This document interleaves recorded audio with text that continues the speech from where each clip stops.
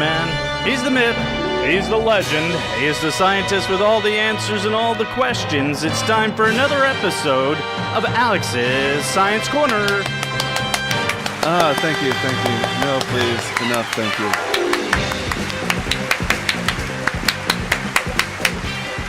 What's going on in the wide, wide world of science, my friend? All right, first up, a little bit of space news and assorted space news here.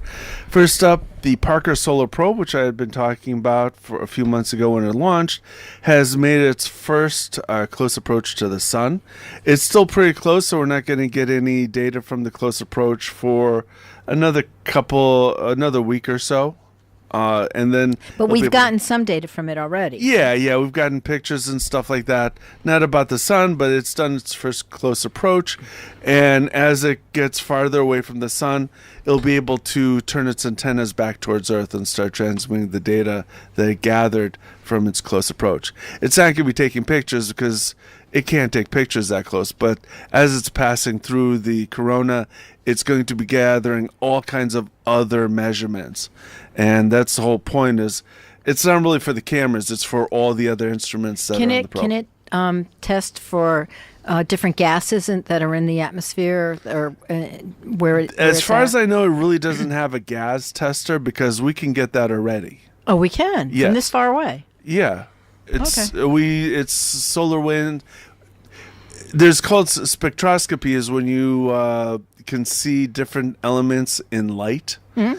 And so how things light up or how things block light will tell you what elements are in there.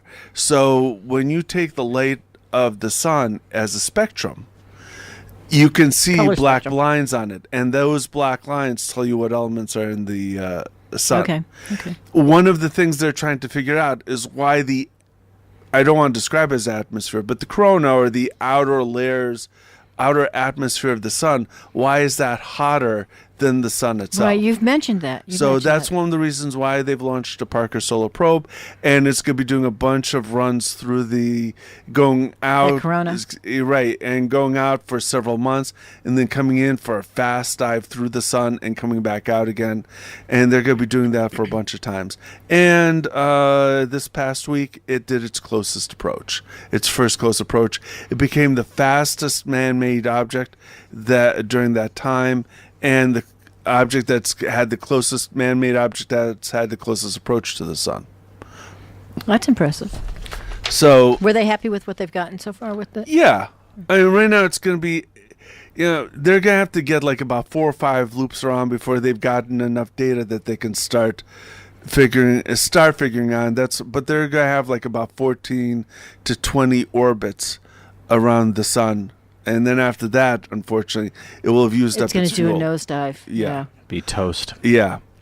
So the downside is we've had 2 satellites that have died this past week. Oh, no. Yeah. The first is the Kepler Space Telescope.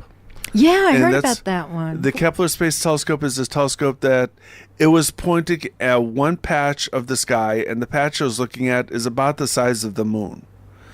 And it has been looking at that one patch for almost its entire career. Which is how long? Let's see here, 8 years now? Okay. So, and the reason why it's doing that is to look at all those stars in that one patch and see if any planets go in front of that star, because then the light will flicker a little bit, and that flickering will tell it that something passed in front of it. And by watching that patch for years and years on time, you can see if anybody's got an orbit. Right. It's easy to spot stuff that is very close, because then it's like a couple days or a couple months, but you have to be watching the same patch of sky for about 3-4 years to see if there's a planet that's out as far as Earth is, because it takes us a year to orbit our sun. So to get enough measurements, you have to see it pass 3 times. So it's got to take about 3 years of watching the same patch. It did have a problem a few years ago when it lost some of its gyroscopes, and then they found a new way to aim it, so that only had to use one gyroscope to stay aimed at the one patch of sky. But this past week, it finally ran out of fuel, and can't do its mission anymore. Was So that understood that it was going to yeah, run out of fuel this soon? yeah, all satellites are going to run out of fuel, or the reaction motor, either that or the maneuvering gyroscopes are going to wear out. Okay. So it's not partially solar? Well, the solar power is there to provide power, but to aim the first of all, the Kepler has to have special coolant in it to keep the telescope cool enough so that it can make its measurements. Once that coolant runs out, it can't take measurements anymore. There's also maneuvering fuel, which is used to keep the satellite pointed. Now, in the Kepler, that they don't have maneuvering fuel; they have gyroscopes and or reaction wheels. And what the reaction wheels are is it's like a weight that spins around. And so when you want it to move, you spin the weight, and it'll start the spacecraft spinning. And when you want it to stop spinning, you spin the weight the other way, direction. counterclock. Yeah. But when it ran out of the coolant for its camera, it can't take any more data from that. So it's died. Are they since it's at the end of their life? Are they pleased with? Oh yeah. That's like the vast majority of planets we've discovered came from Kepler. So definitely did its mission. The next series of space telescopes that they're putting out are going to be able to look at larger patches of sky, and hopefully stay out longer.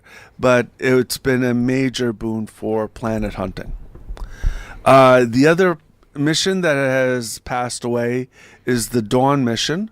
That was the one that orbited 2 asteroids, and it's the one that took those pictures of Ceres with the bright spots on it and orbited the dwarf planet Ceres. This past week, it also ran out of fuel. Now, this is maneuvering fuel that's on that spacecraft, and they knew that it finally ran out of fuel because it has to use the fuel to keep the antenna pointed at the Earth, and then when the fuel ran out, it couldn't keep the antenna pointed at the Earth anymore, and so now it's not communicating with Earth anymore, so it's passed away. Is there a possibility that in our orbit and in its orbit that that will get a communication link by chance? Very unlikely, and even if it does, it's going to be just a blip, but it's not going to be transmitting anymore at this point. So, there's always that fluke happenstance, but they're not going to be watching for it anymore. Oh, okay. Yeah, because at this point, it's like we've only got so many. It's pretty far out there, right? Well, it's between Mars and Jupiter, which is. It's not. I keep thinking. Yeah, but even still, you've got to have an antenna pointed at that spot. And it's like there's so many other probes that we have to communicate with. It's not worth the antenna time to keep track of it, since we already know that it's run out of fuel. We're not going to be able to get any more data from it. Okay. And so those are the, one good news and unfortunately 2 probes. It was expected, but it's happened, and they've gone to those great orbits around the solar system. I don't want to say in the sky because it's in It's in the sky. In the sky. Yeah. So the next story is, for many years, researchers and biologists considered that birds have a lot of different sized or different colored eggs. Different birds have different colored eggs: blues, yellows, reddish colors, blue, drops, right, spotting, that sort of thing. For many years, biologists thought that all the birds, as they developed or as they evolved, would evolve their own coloring pattern from scratch.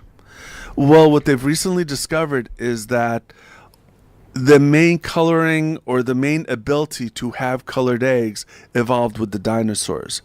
And birds, individual bird species, if they have coloring, either they've made modifications on that base dinosaur egg coloring, or they made changes to it, or they've turned it off.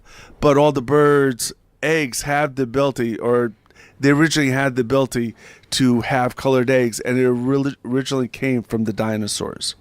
So how did they figure this out? Are It's there having colored? to do with genetics. No, 'Cause but I mean, is there dinosaur eggs that had color that made them? that's where they're research figuring it? that out. Yes. Oh, okay. It's 2 steps. One step is as they're studying the genetics of the birds, instead of having something similar for egg coloring but in different places, as it would be as if each bird evolved egg coloring on its own, they're finding it's the same bit in all of the birds. So that means it came from a common ancestor. And then they find this snippet in some of the very limited dinosaur DNA and in some of the dinosaur eggs that they found.